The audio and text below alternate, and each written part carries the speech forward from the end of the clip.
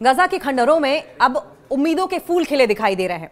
Cease fire लागू होने के बाद अपने घरों की ओर लौटने लगे हैं हजारों फिलिस्तीनी। इजराइल और हमास के बीच सीज फायर के बाद बंधकों और कैदियों की अदला बदली पर अब एग्रीमेंट हो गया है। होस्टेजेस को रिहा किया जाएगा। दोनों ही ओर से एक दूसरे के जो नागरिक बंधक बनाए गए हैं उन्हें छोड़ दिया जाएगा और इसको लेकर अब गाजा में जश्न है, खुशियां हैं, त्योहार जैसा माहौल है। इजराइल हमास युद्ध की घोषणा के बाद, जब से इजराइल और हमास के बीच में सीज फायर का अनाउंसमेंट हुआ है, उसके बाद से ही गाजा से लेकर तेल अवीव तक जश्न का माहौल है और बंधकों और कैदियों के परिवार अपनी रिहाई की उम्मीद में खुशी मना रहे हैं, अपनों की रिहाई की उम्मीद में खुशी मना रहे हैं। इजराइल हमास में शुक्रवार की दोपहर से सीज फायर लागू हो जाने के बाद गाजा के खंडहरों में उम्मीदों का नया सवेरा हो गया है, जहां आशाओं के नए फूल खिलने लगे हैं। हजारों फिलिस्तीनी अपने घरों की ओर भी लौटने लगे हैं।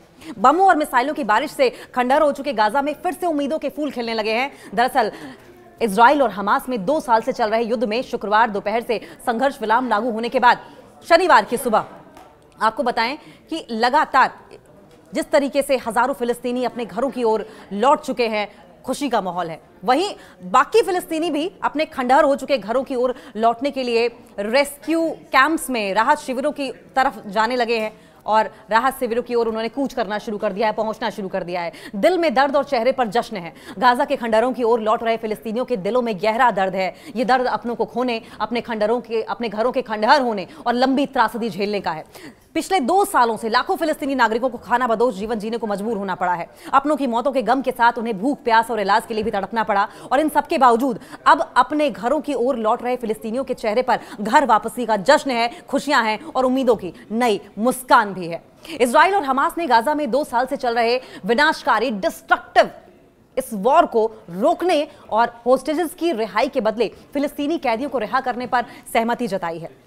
यह समझौता जहां खुशी और राहत लेकर आया है, वहीं इससे जुड़ी कई आशंकाएं भी हैं, कई सस्पिशंस हैं, एप्रीहेंशंस हैं जो अब भी बनी हुई हैं। फिलहाल इस समझौते के बाद उम्मीद की जा रही है कि हमास आने वाले दिनों में सभी जीवित बंधकों को छोड़ देगा। जो भी जिंदा होस्टेजेस हैं उन्हें सही सलामत रिहा कर दिया जाएगा, जबकि इजरायली सेना गाजा के ज्यादातर हिस्सों से पीछे हटना शुरू करेगी। दोनों पक्षों में सहमति बनने के बाद बृहस्पतिवार को गाजा के स्थानीय नागरिक जश्न में डूबे थे। लोगों ने एक दूसरे को गले लगाकर मिठाइयां खिलाई, बधाइयां दी।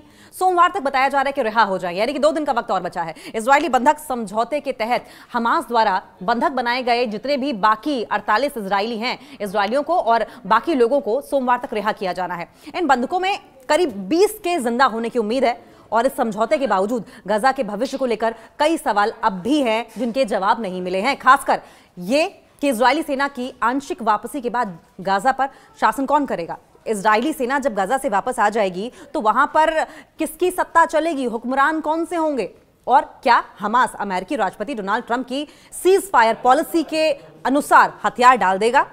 हमास की ओर से हथियारों को त्याग कर दिया जाएगा, सरेंडर कर दिया जाएगा। गाजा में अभी तक 48 बंधक इस समय हैं। इस समय गाजा में हमास के पास 48 बंधक हैं और इनमें से लगभग 20 जिंदा माने जा रहे हैं। हमास सभी बंधकों को जिंदा या मुर्दा लौटाने को राजी हो गया है। इससे दोनों पक्षों में, दोनों ही पार्टीज ने गाजा में सीज फायर की घोषणा कर दी है। पहले चरण की रिहाई का खाका तैयार कर लिया गया है और ये जो ब्लूप्रिंट तैयार किया गया है, इसके हिसाब से, इस रोड मैप के हिसाब से दोनों ओर से होस्टेजेस को छोड़ा जाएगा। इससे गाजा में जश्न मनना भी शुरू हो गया है।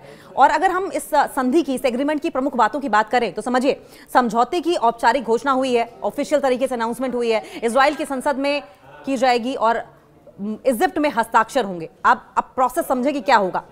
इजराइल की संसद में इसकी औपचारिक घोषणा होगी और फिर इजिप्ट में जाकर इस पर सिग्नेचर किए जाएंगे, इस एग्रीमेंट पर। इसमें उन कैदियों की लिस्ट भी होगी जिनको रिहा किया जाएगा। इजरायली संसद से मंजूरी के बाद 24 घंटे का समय दिया जाएगा ताकि पीड़ित पक्ष आपत्ति दर्ज कर सके। अगर कोई आपत्ति है तो वो लिखित में दर्ज करा सके, अपनी शिकायत बता सके। गाजा से सेना की वापसी शुक्रवार शाम से शुरू हो सकती है। रविवार रात, सोमवार से बंधकों और कैदियों की रिहाई शुरू हो सकती है। रफा बॉर्डर सहित 5 सीमा चौकियां खोली जाएंगी। शुरुआत में रोजाना 400 ट्रकों को गाजा में इंटर करने की परमिशन दी जाएगी। बाद में यह संख्या 600 तक बढ़ाई जाएगी।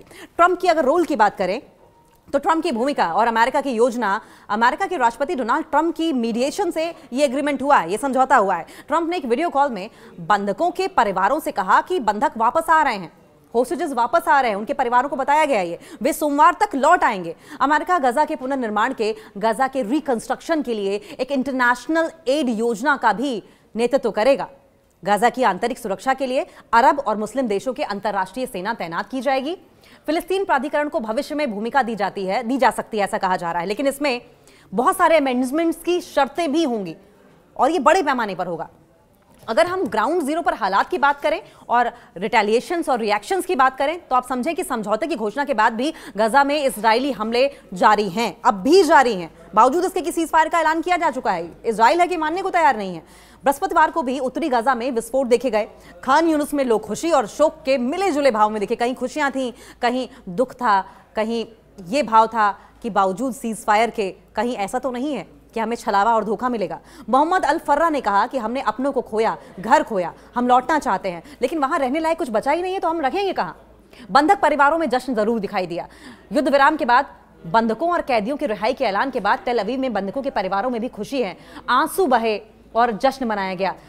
कम से कम घर सर पर छत नहीं है तो हमारे परिवारजन सही सलामत वापस तो लौट पाएंगे, आंखों में इस बात की खुशी थी। जेरूसलम में कुछ लोगों ने कहा कि हमने 2 साल आतंक में बिताए, आज राहत की हमने सांस ली है। नेतन्याहू ने अब लेकिन एक और वार्निंग भी दी है। समझिए कि सीज फायर लागू होने के बाद इजराइल के प्रधानमंत्री बेंजामिन नेतन्याहू ने एक वार्निंग दी है, चेतावनी ये दी है कि अगर हमास ने अपने हथियार नहीं डाले तो इजराइल फिर से मिलिट्री एक्शन शुरू कर सकता है। उन्होंने ये भी कहा कि इस एग्रीमेंट में हमास की सहमति इसलिए मिली क्योंकि उसे लगा कि तलवार अब भी उसकी गर्दन पर लटकी है। नेतन्याहू ने आगे बताया कि समझौते के अगले चरण में, अगले स्टेप में समझौते के हमास को पूरी तरीके से निशस्त्र किया जाएगा। हमास से हथियार छीन लिए जाएंगे या फिर सरेंडर करवा दिया जाएगा, हथियार छुड़वा दिए जाएंगे हमास से, और गाजा को असैन्यकृत क्षेत्र बनाया जाएगा। यानी कि एक ऐसा इलाका, एक ऐसा रीजन बनाया जाएगा जहां पर वेपन्स नहीं लेकर जाए जाएंगे।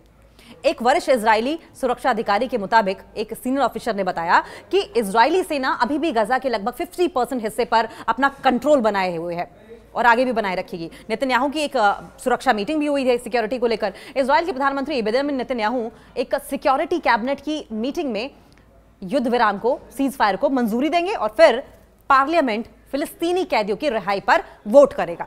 दक्षिणपंथी वित्त मंत्री बेजालेल स्मोट्रिच ने इसे लेकर एक मिक्स्ड रिएक्शन दिया है, मिक्स्ड उनके इमोशंस बाहर आए हैं। उन्होंने होस्टेजेस की वापसी का एक तरफ वेलकम किया, लेकिन आतंकी नेताओं की रिहाई पर उन्होंने चिंता भी जताई। उन्होंने कहा कि होस्टेजेस को रिहा करना अच्छी बात है, बहुत अच्छी बात है, आप कर दें, लेकिन टेररिस्ट को क्या रिहा किया जाना चाहिए, इस पर उन्होंने सवाल उठाए हैं। अब ये जो पूरा घटनाक्रम है ये कब शुरू हुआ था, आप ये भी समझिए। 7 अक्टूबर 2023 को हमास ने इजराइल पर घातक हमले के साथ इसकी शुरुआत की, जिसमें 1200 लोग मारे गए एक साथ और 251 को होस्टेज बना लिया गया। और इसके बाद इजराइल की रिटेलिएशन में, जवाबी कार्रवाई में गाजा में 67,000 से ज्यादा लोगों की मौत हुई है और लगभग 1.7 लाख लोग घायल हुए हैं। इसमें करीब आधे से ज्यादा संख्या में महिलाएं और बच्चे हैं। ये इस युद्ध के दौरान तीसरी बार सीज फायर हुआ है। पिछले दिनों दोनों में बंधकों और कैदियों की अदला बदली हुई थी, दोनों ही पार्टीज की ओर से। और मार्च की अगर बात करें तो एक सीज फायर को इजराइल ने अचानक बम्बार्डिंग करके तोड़ दिया था। जो बची खुची उम्मीद उस वक्त थी सीज फायर की, उसको इजराइल की ओर से खत्म कर दिया गया था, क्योंकि पहल उस वक्त इजराइल की ओर से बम्बार्डिंग की गई थी। गाजा में जश्न है एक। अब देखिए, गाजा में ये जो जश्न का माहौल है, ये एक डिफिकल्ट और इमोशनल टॉपिक है। ये कोई साधारण खुशी नहीं है दोनों ही पार्टीज के लिए, और खासकर उन होस्टेजेस के लिए जो दोनों ओर से बंधक बनाए गए थे। ये एक पॉलिटिकल, राजनीतिक, सोशल, सामाजिक और मानसिक, मेंटल रिएक्शन है। ये खुशी जो है, ये आंसू जो हैं और खुशियां दोनों एक साथ, ये उस हालात की हैं जिसमें गाजा के लोग जी रहे हैं। हम अगर इस वाकये को सुनते हैं या पढ़ते हैं तो ये समझना जरूरी है कि इसके पीछे कई परतें हैं, कई भावनाएं छुपी हैं, और ये सिर्फ खुशी का प्रदर्शन नहीं है, बल्कि संघर्ष का, लंबे संघर्ष का, अस्मिता का और जीवित रहने की जिद का सिंबोलिज्म भी है।